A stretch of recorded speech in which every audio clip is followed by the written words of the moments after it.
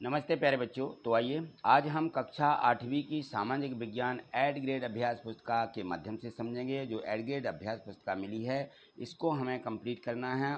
तो जो हमने पिछली वीडियो के माध्यम से हम इसके पाठ अध्याय 2 तक कंप्लीट कर चुके थे।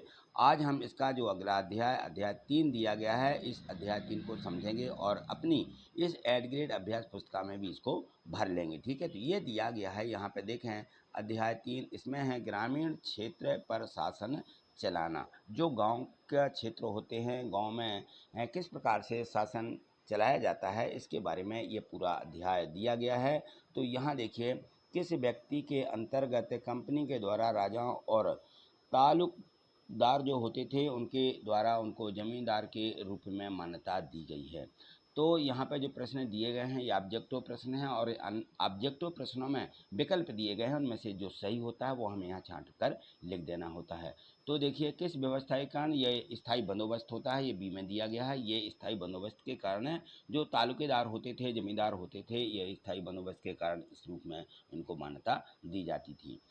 और यहाँ देखें महालबारी व्यवस्था में महाल शब्द का अर्थ बताइए। तो महाल शब्द इनको ग्रामीण जो समूह रहते थे उनके लिए महालवारी बोला जाता था, या महालवारी व्यवस्था कहाँ, ग्राम समूह। ठीक है ना, तो ये होते थे गांव में। चलिए अगला प्रश्न इसमें दिया गया है कि भारत में नील उत्पादन के प्रमुख केंद्र बताइए, कौन कौन से थे। तो सबसे ज़्यादा नील बंगाल बिहार में, दोनों इन देशों में सबसे अधिक जो है नील की खेती जो होती है बंगाल और बिहार में होती है।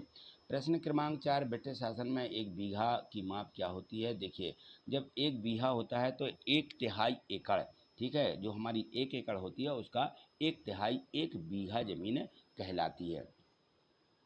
अगला प्रश्न दिया गया कि स्थायी बंदोबस्त भू राजस्व व्यवस्था किस गवर्नर के काल में लागू हुई थी। तो लॉर्ड जो कॉर्नवालिस था, इसके राज्य में ये व्यवस्था लागू कर दी गई थी। ठीक, चलिए अगला प्रश्न दिया गया है इसमें। यहाँ देखिए प्रश्न 6वां इसमें दिया है, रिक्त स्थानों की पूर्ति कीजिए।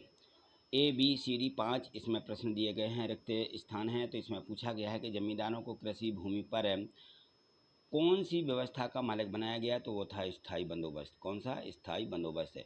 होल्ड मैकेंजी द्वारा भू राजस्व व्यवस्था तैयार की गई, तो ये था महालवाड़ी व्यवस्था।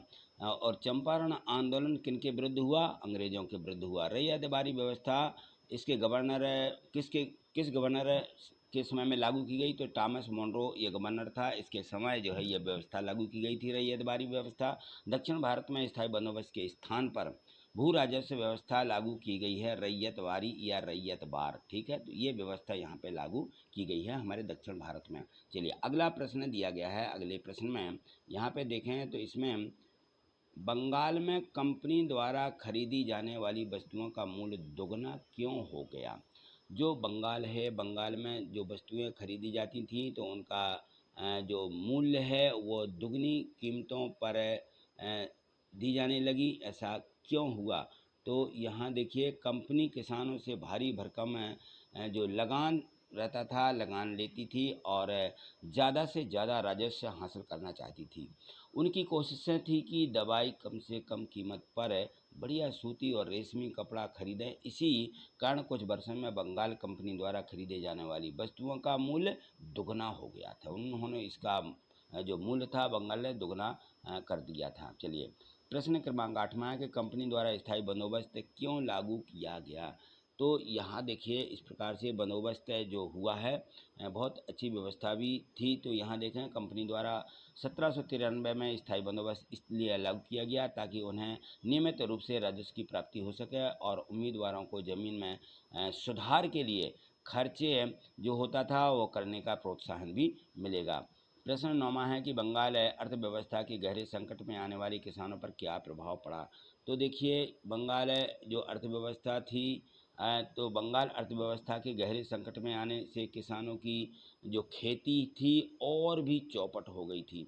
तो इस प्रकार से उन्होंने लगान चुकाने में उन्हें परेशानी आने लगी। साथ ही बहुत सारे किसान भुखमरी के कारण मृत्यु को भी प्राप्त हो गए थे। तो इस प्रकार से पहले लगान लगाया जाता था, जैसे बंदोबस्त हुआ तो ये सारी चीज़ें ख़त्म कर दी गई थी।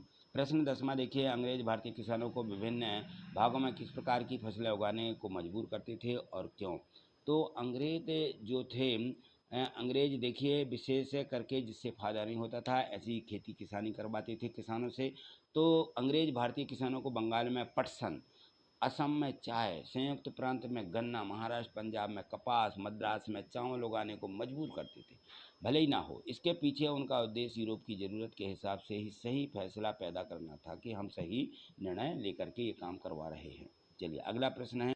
प्रश्न है क्रमांक 11 दिया गया है कि नील तथा बोर्ड के पौधों में अंतर बताइए। तो नील का पौधा मुख्य रूप से उष्णकटिबंधीय इलाकों में पाया जाता है या वहाँ पर उगता है, जबकि जो बोर्ड का पौधा होता है, बोर्ड का पौधा शीतोष्ण क्षेत्र में उगता है। और नील से कपड़ों को रंगाने और घर चमकदार नीला रंग इनसे मिलता था, जबकि बोर्ड से मिलने वाला जो रंग था वो बेजान और बिल्कुल फीका होता था। ठीक, चलिए अगला प्रश्न है।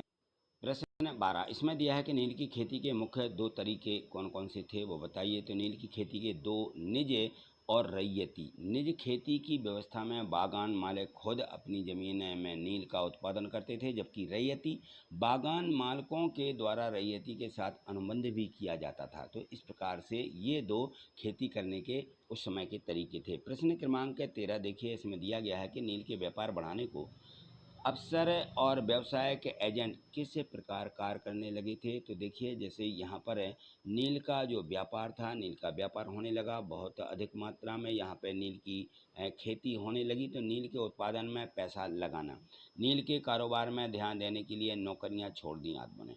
भारी मुनाफे की उम्मीद से स्कॉटलैंड और इंग्लैंड के बहुत सारे लोग भारत आए और उन्होंने नील के बागान लगाए, यहाँ पे लगाने का उन्होंने काम किया। प्रश्न 14वां देखें तो प्रश्न 14वें में इसमें दिया गया है। प्रश्न क्रमांक 14 दिया गया है कि महालबारी और रैयतबारी भू राजस्व व्यवस्था में क्या अंतर था। तो देखिए महालबारी और रैयतबारी व्यवस्था की लॉर्ड विलियम बेंटिंग ने आगरा और अवध में लोकप्रिय बनाया था। इसने बाद में इसे मध्य प्रदेश और पंजाब तक बढ़ाया गया। लगान वसूलने और जमा करने की जिम्मेदारी गांव के मुखिया की थी। इस प्रणाली में लगान का भुगतान करने की जिम्मेदारी व्यक्ति जो होता था वो किसान पर होती थी, जिसे रैयत कहा जाता था। क्या कहा जाता है? रैयत। अगला प्रश्न देखिए इसमें दिया है।